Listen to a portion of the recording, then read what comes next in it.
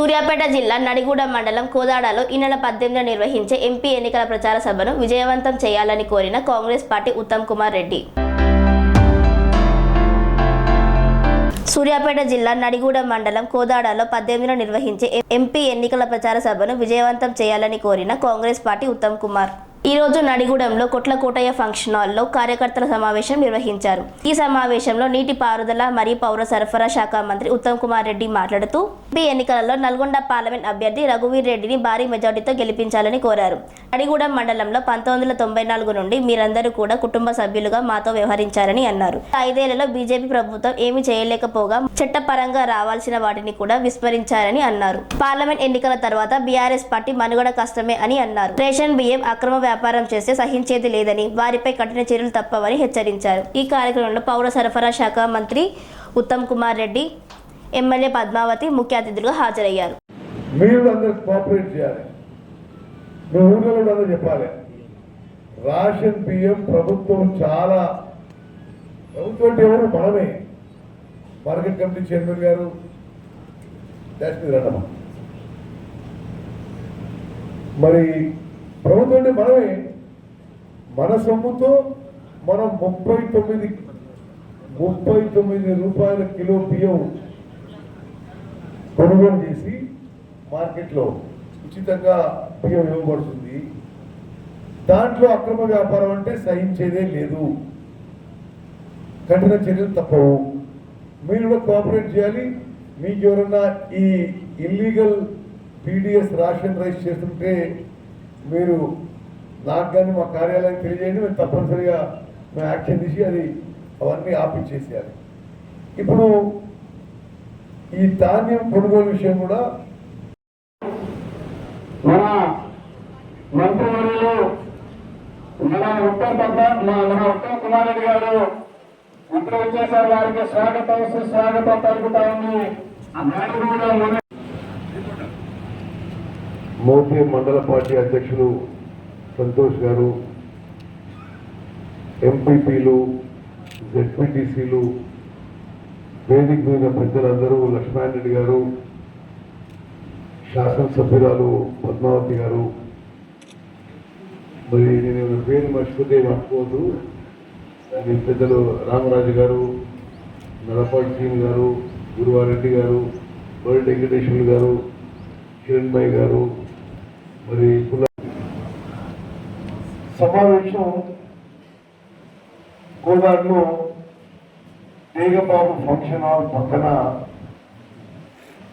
ఖాళీ స్థలంలో మైదానంలో ఏర్పాటు చేయడం జరిగింది. మీ అందరికి కూడా ఆహ్వానం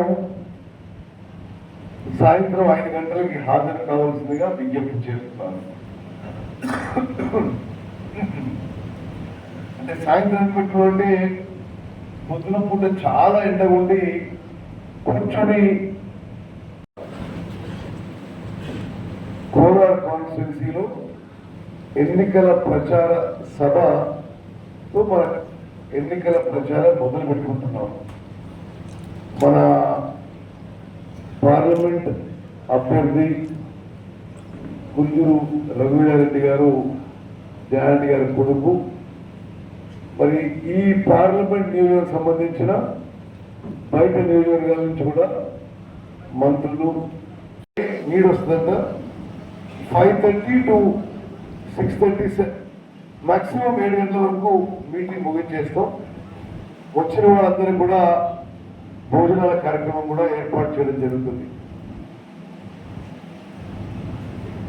మన పార్లమెంట్ నియోజకవర్గానికి నేనే ఇన్ఛార్జ్, నల్గొండ పార్లమెంట్ నియోజకవర్గానికి నేనే ఇన్ఛార్జ్.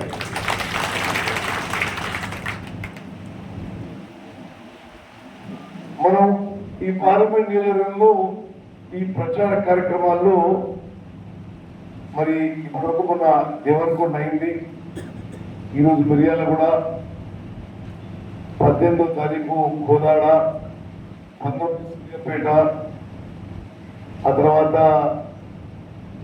నల్గొండ, నాగార్జున సాగర్, ఆ విధంగా మొత్తానికి ఏమీ చేయలేదు. సున్నా. పార్లమెంట్ సభ్యులు కూడా 5 ఏళ్ళు ఢిల్లీలో ఉన్నప్పుడు చూసే కదా. బీజేపీ ఏమీ చేయలేదు.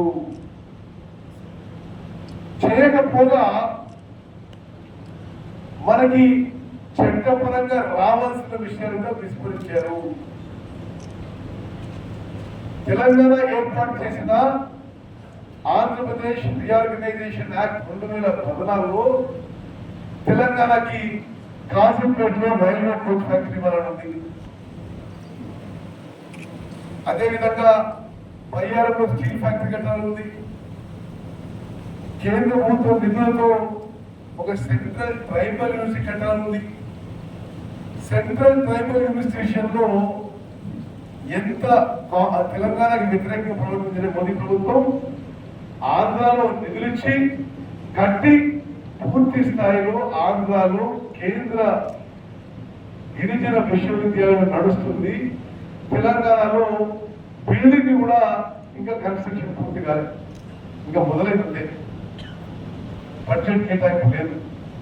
అదేవిధంగా నరేంద్ర మోదీ గారు బీజేపీ పార్టీ కేవలం సమాజాన్ని మతపరంగా విభజించి రాజకీయ లబ్ధి పొందే ప్రయత్నం తప్ప మరొకటి లేదు. మేము పార్లమెంట్ ఉండగానే ఎవరు 2022 లోపు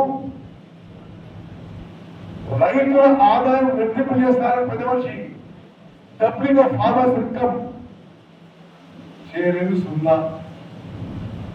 ఎంఎస్పీకి కనీస మద్దతులకి చట్టబద్ధత తీసుకొచ్చి పార్లమెంట్ లో చట్టం తీసుకొస్తారు, చేయలేదు, మోసం చేసింది. సంవత్సరానికి 2 కోట్ల కొత్త ఉద్యోగాలు ఇస్తామన్నారు. 2 కోట్ల కొత్త ఉద్యోగాల సంగతి ఏముండదు, ఉన్న ఉద్యోగాలే తగ్గకపోయినాయి. హౌసింగ్ ఫర్ ఆల్ అన్నారు పార్లమెంట్ లో నరేంద్ర మోదీ. అంటే 2022 లోపు అందరికీ ఇళ్ల కట్టిస్తున్న దేశం వాళ్ళు తెలంగాణలో 3 కట్టలేదు. ఆ విధంగా చూస్తూ పోతుంటే బీజేపీ తెలంగాణలో ఓట్లు అడిగే అర్హత లేదు.